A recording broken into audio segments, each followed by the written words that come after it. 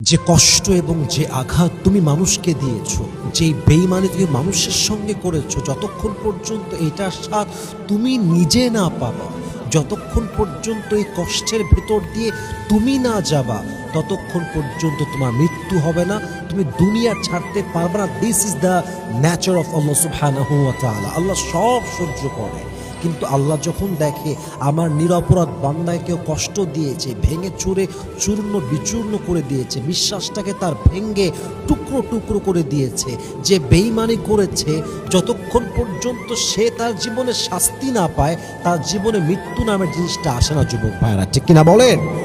এজন্য কাউকে কষ্ট দেওয়ার পূর্বে হাজারবার ভেবে নিবা, কারোর সঙ্গে বেঈমানি করার পূর্বে হাজারবার ভেবে নিবা। কারো বেঈমানি করে, কারোর সঙ্গে বিশ্বাস ভেঙে, বিশ্বাসঘাতকতা করে কবরে যাওয়ার পরে সব অন্যায় মাফ হয়ে গেলেও বেঈমানি, কাউকে কষ্ট দেওয়া, কারো মন ভাঙা, এই বেঈমানির আযাব কখনো কবরে মাফ হতে পারে না। ঠিক কিনা বলেন?